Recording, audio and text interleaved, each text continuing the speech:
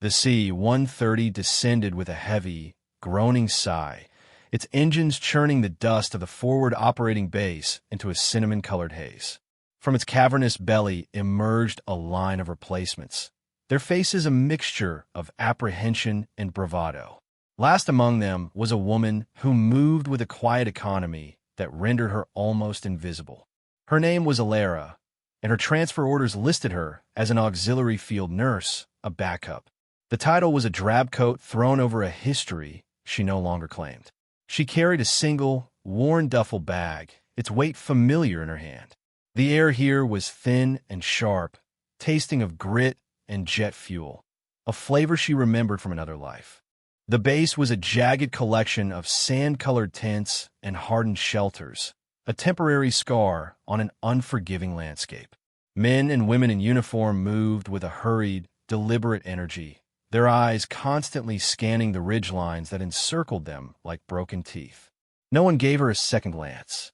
She was just another body filling a slot, a logistical detail in the grand, chaotic equation of deployment. She found the medical tent, a sprawling canvas structure humming with the drone of generators and a low murmur of life support machines. The chief medic, a man named Henderson whose face was a roadmap of stress and fatigue, barely looked up from his paperwork. He gestured vaguely toward a cot in the far corner, a space squeezed between stacks of supply crates and a humming refrigeration unit for blood plasma. "You're the backup," he stated, not asked. "Stow your gear. Familiarize yourself with the inventory. Stay out of the way unless you're called." His tone wasn't malicious. It was the flat, impersonal voice of a man stretched too thin, for whom a new face was just another variable to manage. Alara gave a short, single nod, her expression unreadable. She set down her bag, the sound swallowed by the tense ambient noise. The corner was cramped and smelled of antiseptic and canvas. It was a space designed for someone meant to be forgotten until needed, and for now, that suited her perfectly.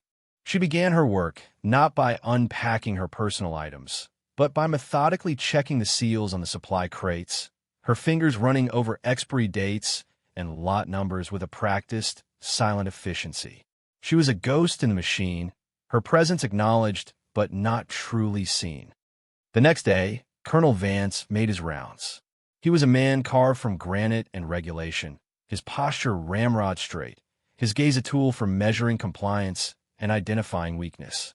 He moved through the base like a storm front, his presence preceded by a wave of anxious preparation. When he entered the medical tent, Henderson snapped to a semblance of attention. Vance's eyes swept the room, cataloging every detail, every person. They landed on Alara, who was calmly recalibrating a vital signs monitor that had been giving faulty readings. He paused, a slight frown tightening the corners of his mouth. "Who is this?" he asked Henderson, his voice low and edged with impatience. He didn't look at Alara. He spoke of her as if she were a piece of equipment he didn't recognize. "That's the backup nurse, sir," Henderson replied, his voice strained. "Transfer. Just arrived." Vance's gaze finally fell upon her, a quick, dismissive appraisal that took in her unassuming frame and quiet demeanor. He saw not a professional, but a placeholder. "A backup," he repeated, the word dripping with condescension. "From a rear echelon hospital, I presume? Someplace where the most pressing emergency is a sprained ankle." He didn't wait for an answer. He turned back to Henderson, his voice dropping to a conspiratorial murmur loud enough for Alara to hear. "We're a tip-of-the-spear unit, Henderson. We need operators, not administrators. Keep her occupied with paperwork. I don't want her getting underfoot if things get kinetic." He said it with the casual cruelty of a man for whom people were merely assets or liabilities, and he had already placed her firmly in the latter category. Alara continued her work on the monitor, her hands steady, her expression unchanged. She didn't offer a defense. She didn't flinch. She simply absorbed the dismissal, filing it away in the vast, silent archive of underestimation she had faced throughout her life. The colonel's judgment was just noise, and she had learned long ago to tune out noise and focus on the signal. The machine before her beeped softly, its readings now stable and accurate. She had fixed it, That was the only reply that mattered. In the days that followed, Alara became part of the tent's background hum. She spoke little, her words reserved for necessary exchanges about supply levels or equipment status. Her silence was misinterpreted by the others, the cocky pilots, the boisterous ground crew, the harried medics, as timidity or a lack of confidence. They saw a quiet woman keeping to her corner and assumed she was overwhelmed, perhaps even afraid. They did not see the way she watched. Her observation was a constant, silent process. She learned the rhythms of the base, the subtle shifts in atmosphere that preceded a mission launch, the forced cheerfulness that masked exhaustion. She watched Corporal Finn, the young medic, his hands betraying a slight tremor as he prepped in four-line, his eagerness to please warring with his profound inexperience. She saw the way Lieutenant Graves, a pilot with more swagger than sense, favored his left knee after a hard landing. She noticed things no one else did. One afternoon, while the sun beat down on the airfield, she found herself near the Medivac chopper, a sleek, dark machine nicknamed the Whisper. The crew was performing routine checks, their movements practiced but rote. Alara's eyes traced the lines of the fuselage, her gaze lingering on an access panel near the tail rotor assembly. She saw a faint, almost imperceptible misalignment, a tiny gap where there should be none, where vibrations could slowly work a screw loose. It was nothing, a detail lost in the visual noise of a complex machine, but to her, it was a dissonant note in a familiar symphony. Later that day, as she restocked a trauma kit, she pushed up the sleeve of her fatigues. For a brief moment, the light caught the tattoo on her forearm. It was a faded design, elegant and severe, a single, black raven's feather intricately entwined with the serpentine rod of Asclepius. It was not a symbol of healing in the gentle sense, but of triage and consequence, of life wrested from the jaws of death in the darkest of places. Finn caught a glimpse of it and frowned, a flicker of curiosity in his eyes, but she pulled her sleeve down before he could ask, the secret once again concealed. Her knowledge remained her own, a coiled spring waiting for the precise moment of release. The pressure began to build on a Tuesday. It started not with the scream of an incoming rocket, but with the deceptive calm of a high-altitude training exercise. Two choppers were running a casualty extraction simulation over the treacherous mountain terrain miles from a base. The comms traffic was routine, filled with the clipped professional jargon of pilots and crews going through the motions. Graves was at the controls of the lead aircraft. In the medical tent, Alara was listening, a small earpiece her only connection to the exercise. Henderson was overseeing a minor surgery, and Finn was monitoring the radio, his expression bored. Then the tone of the transmissions changed. A voice crackled, laced with an unfamiliar urgency. Hawk 1, this is Hawk 2. We've got an issue with Graves. He's not responding right. A pause, then naked panic. He's slumped over the controls. Oh God, I think he's having a seizure. The training scenario had evaporated, replaced by a sudden, terrifying reality. Graves was unconscious, his body locked in convulsions, and his helicopter was starting to dip and sway erratically. The co-pilot's frantic calls painted a grim picture. Graves' face was swelling, his breathing ragged and shallow. It was anaphylactic shock, violent and swift, triggered by sting he'd gotten during pre-flight checks and dismissed as nothing. On the ground, the comms room exploded into a controlled chaos. On board the second chopper, the unit's senior medic was too far away to help. All eyes in the med tent turned to Finn, who was now frozen, his face pale, his hands clamped to his headset, as if to block out the rising tide of panic from the sky. He was paralyzed by the sheer enormity of the moment, the life of a pilot and the safety of a crew resting on his next move, a move he didn't know how to make. Colonel Vance's voice cut through the static, sharp and demanding. "Medic, what's your status? Talk to me. What are you doing for him?" Finn could only stammer, his training forgotten, his mind a blank slate of fear. The calm of the morning had shattered, and in its place, a life was hanging by a thread thousands of feet in the air. Into the cacophony of fear, a new voice emerged on the comms channel. It was a woman's voice, utterly calm, devoid of panic or hesitation. It was Alara. She hadn't moved from her corner, but she had taken the primary headset from its cradle. "Finn," she said, her tone not a request but a command, cutting through his paralysis like a surgeon's scalpel. "Listen to my voice. The epinephrine auto-injectors have failed. You need to establish immediate vascular access. The peripheral veins have collapsed. Find the intraosseous gun." Finn stared blankly at the medical kit.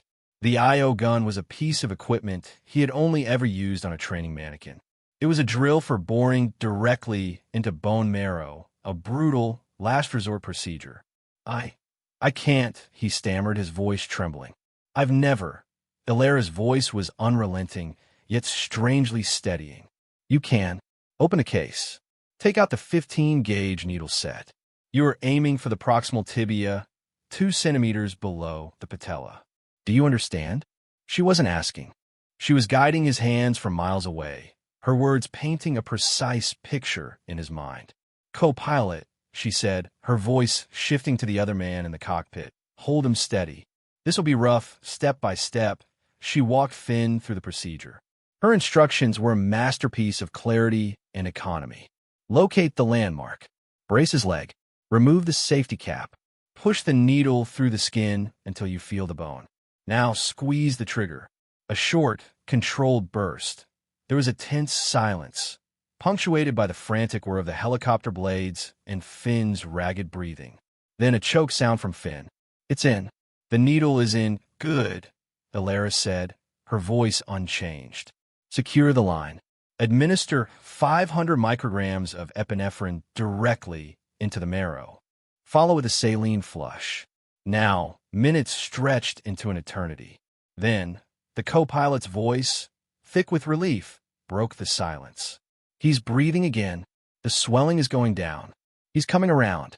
The helicopter stabilized, now under the firm control of the co-pilot. As they began their limping journey back to base, Alara quietly placed the headset back on its hook. She turned and went back to organizing bandages, her movements as deliberate as before. She had not raised her voice.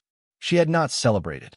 She had simply taken control, altered fate, and then faded back into the quiet hum of the tent. When the Whisper touched down, its rotors whipping dust into the air, the ground crew swarmed it. Graves, pale and shaken but conscious, was carefully transferred to a stretcher. Henderson, his own procedure finished, rushed out to meet them, his face a mask of confusion and alarm. He looked at Finn, who was leaning against the helicopter, his fatigues soaked with sweat, his hands still trembling. "What happened up there? What did you do?" Henderson demanded.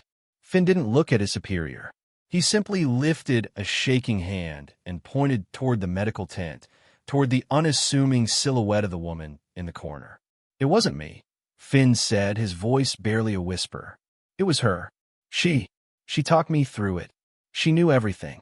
Every step." Colonel Vance had been observing the entire scene from the edge of the tarmac, his arms crossed, his face an unreadable mask of stone.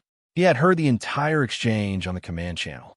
He had heard the initial panic, Finn's terrified stammering, and then the sudden, shocking arrival of that calm, authoritative voice. He watched Alara now as she emerged to help unload the medical gear, her movements efficient, her expression giving nothing away. He saw her not as a backup nurse, but as an anomaly, a question mark that had just saved one of his pilots and a multi-million-dollar aircraft. A flicker of profound reassessment crossed his features, the first crack in the granite of his certainty. Later that evening, the story spread through the barracks and the mess hall. The pilots, usually a boisterous and exclusive clique, spoke in hushed tones. "Did you hear on the radio?" one asked. "Cold as ice." "Never heard anything like it." Graves, propped up in a medical cot, just stared at the ceiling, replaying the moments when he had felt his life slipping away, only to be pulled back by a voice he didn't even recognize. The way they looked at Alara began to change. The dismissiveness was replaced by a wary curiosity, a dawning awareness that they had profoundly misjudged her. The quiet woman in the corner was no longer invisible. She was an enigma, and her silence now seemed less like timidity and more like a reservoir of untapped, formidable strength. The true test came less than a week later. The relative peace of the base was shattered by a crackle over the long-range comms. A Black Hawk, call sign Reaper 2-5, was down in a contested valley deep in enemy territory. The report was grim. Multiple casualties, active hostile fire, and a rapidly closing window for extraction. The Whisper was scrambled, its engines screaming to life in the pre-dawn darkness. On the flight line, chaos reigned. Henderson was already in the small surgical bay, desperately trying to save a soldier hit by shrapnel from a mortar attack on the perimeter fence. He couldn't go. All eyes turned to Colonel Vance, who stood like a statue in the swirling rotor wash. His gaze fell on Alara, who was already checking the trauma bags that were being loaded onto the chopper. He strode over to her, the wind whipping at his uniform. There was no condescension in his voice now, only a raw, urgent command. "You're with them," he said, his voice tight. It wasn't a question. It was a deployment. Alara simply nodded, slinging a medical pack over her shoulder before climbing into the vibrating cabin. The flight was a gut-wrenching, low-level sprint through jagged ravines. Inside, the noise was deafening. Alara sat perfectly still, a pool of calm in the violent motion. When they reached the crash site, the scene was hell on earth. The downed Black Hawk lay mangled on a rocky slope, and the staccato bark of gunfire echoed off the canyon walls.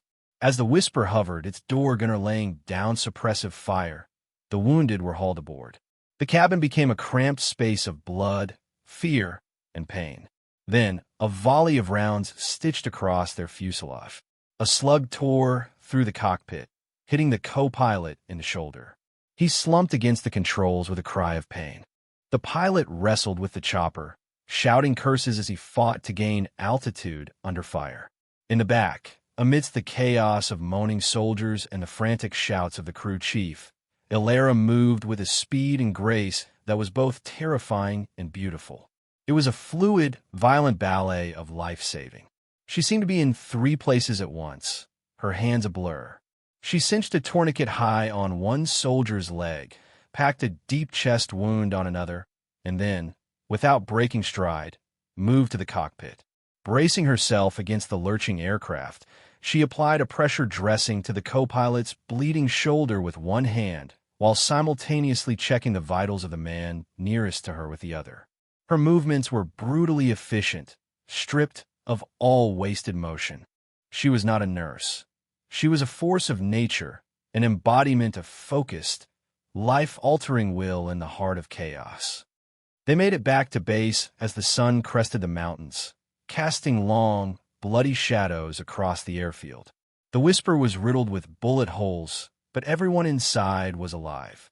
As the wounded were rushed to the medical tent, Alara began the methodical task of cleaning and restocking her gear, her face smudged with dirt and blood, her movements as steady as if she had just completed a routine inventory check. It was at that moment that a second transport chopper, an unscheduled arrival, landed on the far side of the base. From it emerged a 2-star general, a man named Marcus Thorne, who was on a surprise tour of forward positions. He walked with an air of quiet authority, his gaze taking in the entire scope of the base's operations. As Colonel Vance briefed him on the morning's harrowing rescue, General Thorne's eyes drifted across the bustling tarmac. They stopped, locking onto the figure of the woman methodically cleaning medical instruments near the Whisper. The general froze mid-sentence. His aide looked at him in confusion. Thorne's face, usually a mask of command, was suddenly etched with disbelief and something that looked like reverence. He ignored Vance completely and started walking, his strides long and purposeful, directly toward Alara. He came to a halt a few feet from her.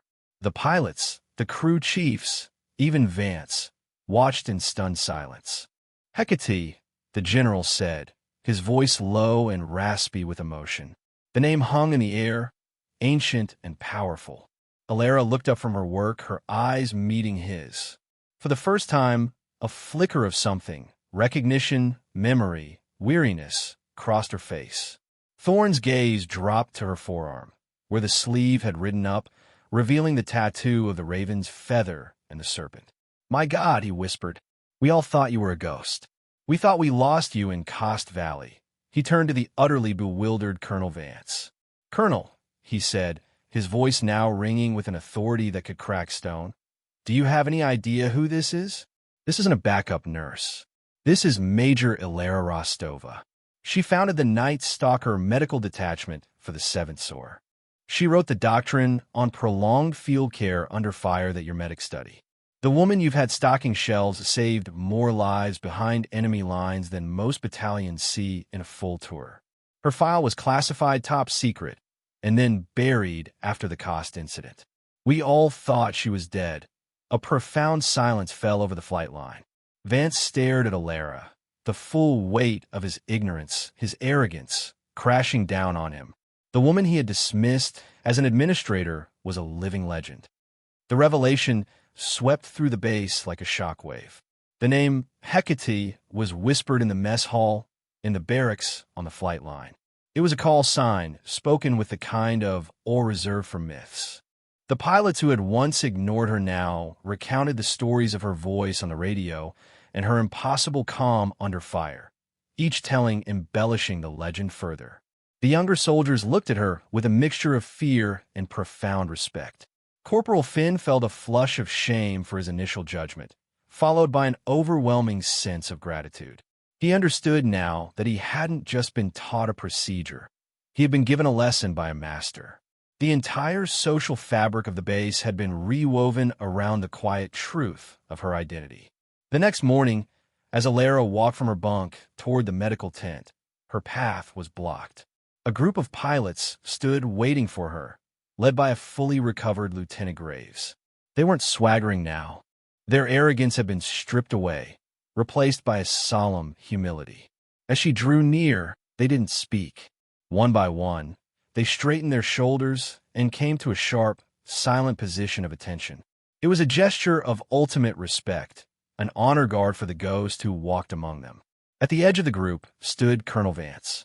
His face was rigid, but his eyes held a new light, one of deep, humbled recognition. As Ilera passed him, he raised his hand in a slow, formal salute, the crispest he had ever rendered. It was an apology, a thank you, and an acknowledgement of greatness, all in one silent motion. Ilera did not stop. She did not offer a speech or grand gesture. She met the colonel's gaze, gave a single, almost imperceptible nod of her head, and continued on her way to the medical tent, where there was work to be done. Her acceptance was as quiet and profound as her skill. Later that day, long after the frantic energy of the morning had subsided into the tired rhythm of the afternoon, Ilera sought out the quiet solitude of the main hangar. The cavernous space was filled with the smell of oil and metal and the gentle hum of machinery at rest. She walked to the Whisper, the medevac chopper that had carried her through the storm of the canyon. It stood silent, its wounds from the mission already being patched by the ground crew. She ran a hand along its cool, metal skin, her fingers tracing the rivets and seams with a familiar tenderness. She stopped at the access panel near the tail rotor, the one she had noticed on her first day. From a small pouch on her belt, she produced a compact toolkit. With a quiet efficiency that was second nature to her, she found a loose bolt, the one born of vibration and oversight, and tightened it until it was secure. She was not asked to do it. It was not her job. It was simply a matter of restoring order, of tending to the machine that was her partner in the brutal art of saving lives. The helicopter's internal systems seemed to sigh in response, the low electrical hum deepening into a more contented thrum. A sliver of late-afternoon sun cut through a high window, illuminating the swirling dust motes in a golden beam. As she put her tool away, the light caught the tattoo on her forearm one last time. The raven's feather, the serpent, the silent emblem of her past and her purpose. Her strength was not a thing to be announced. It was a fact, as solid and dependable as the steel frame of the helicopter beneath her hand. The respect she now commanded was not given, but earned in fire and blood. Her silence was not a weakness, but the calm at the center of the storm. The system had tried to define her, to diminish her, but she had quietly,